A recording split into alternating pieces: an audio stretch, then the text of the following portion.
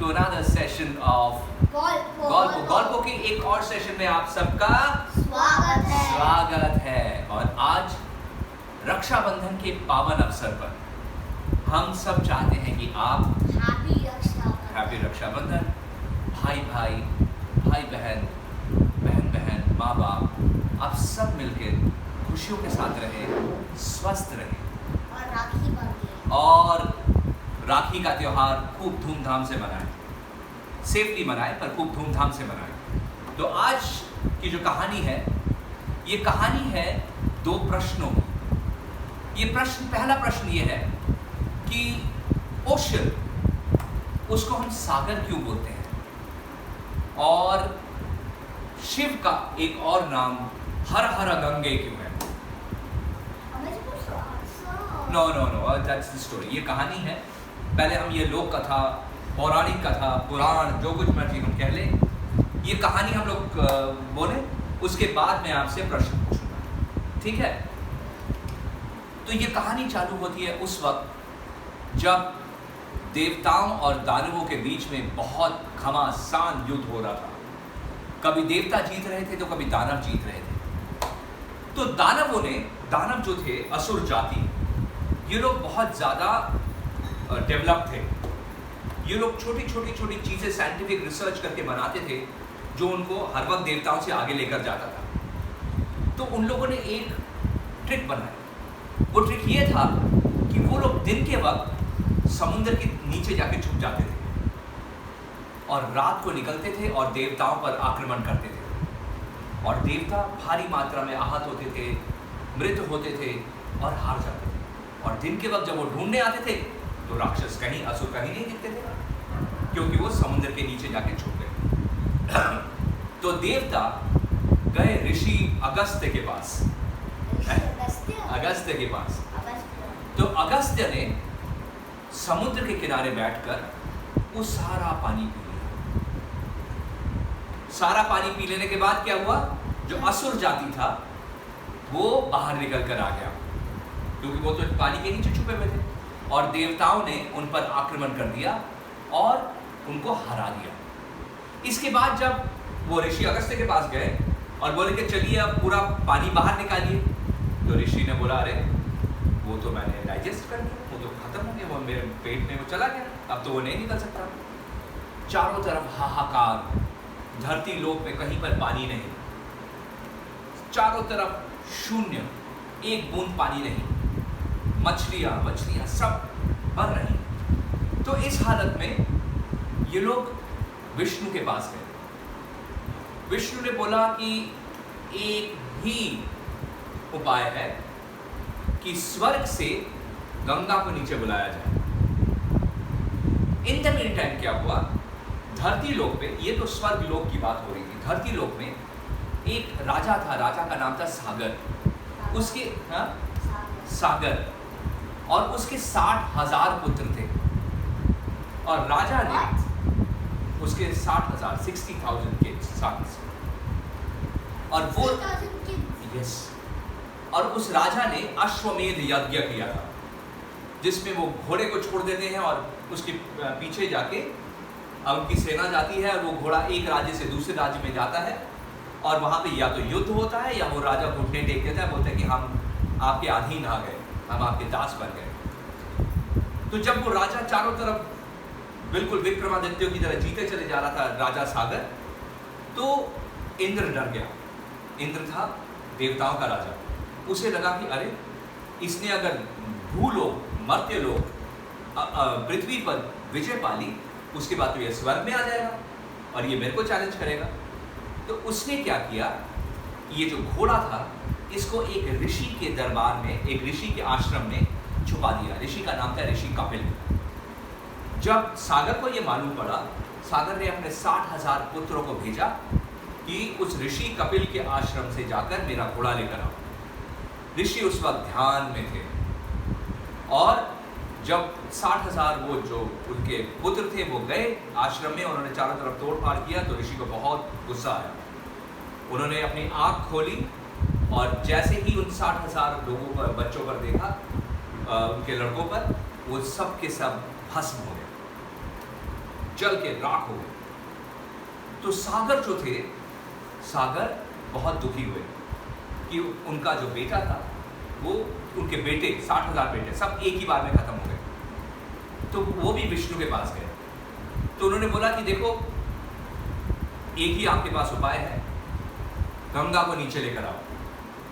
गंगा आएगी तो आपके बेटों को जीवन दान मिल जाएगा। सागर ने ब्रह्मा, जो कि एक है जो गंगा को मना सकते हैं, ब्रह्मा की उपासना करनी चालू करी। करते करते करते करते करते करते सागर बूढ़े होकर मर गए।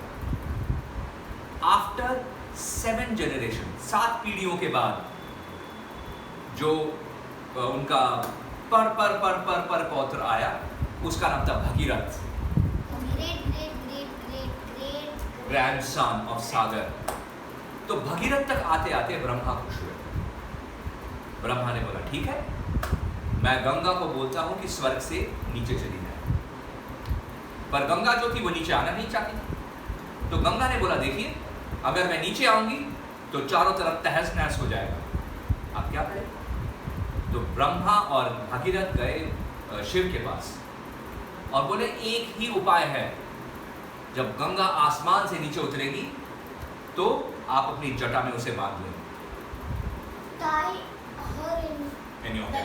यस, शिव धरती पर आए और उन्होंने पूरे आसमान में अपने बाल बिखेर दिए, और जब आसमान से गंगा नीचे उतरी तो उसको अपने बालों में उन्होंने बांध लिया।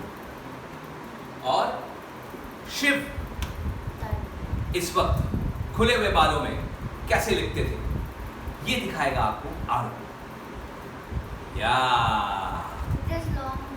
यस, अपने खुले हुए बालों में तांडव करते हुए हर हर Mahadev,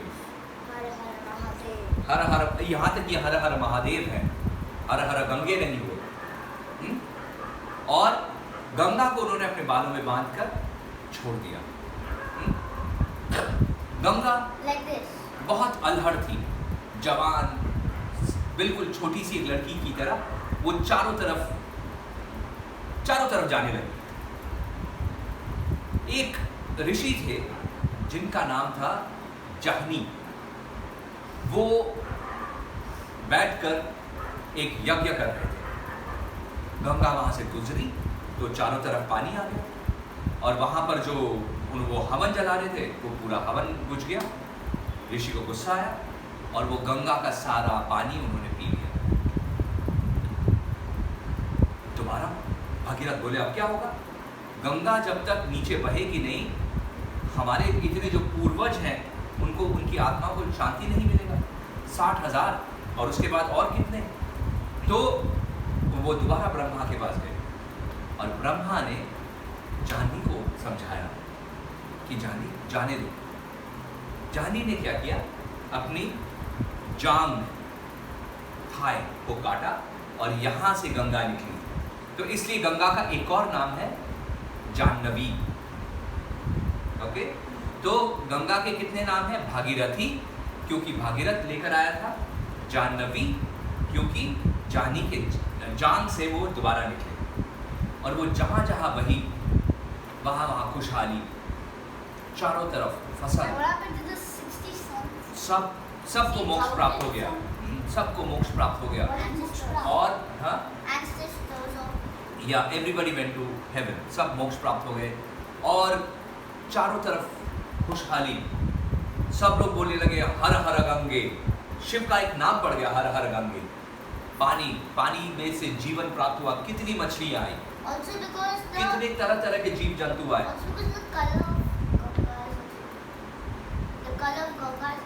No, color of Ganga is always brown. It's never green.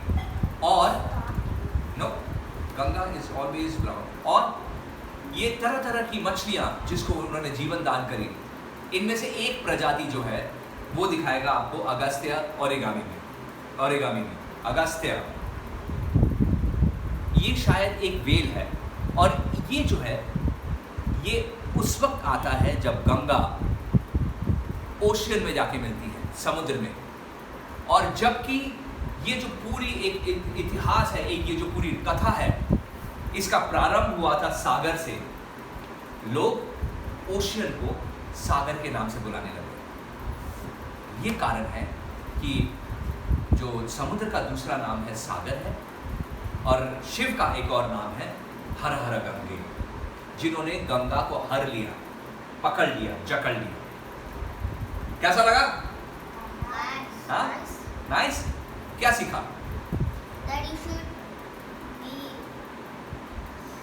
जो कुछ भी करे बिल्कुल अपना ध्यान तन मन लगा कर करें। And you should not be, you should like what Ganga did, she was being careless. And she said, Not be careless. Yeah. and she said, the everywhere water will come, and she spoiled the fire. पर वही ना, अगर उस वक्त ब्रह्मा और भगीरथ ना होते तो चांद ही गंगा को बाहर नहीं निकालते, तो इस पृथ्वी पर गंगा ही नहीं होती। क्या अच्छा लगा? तो ये थी आज की लोक कथा हमारे विष्णु पुराण या हिंदू पुराण से।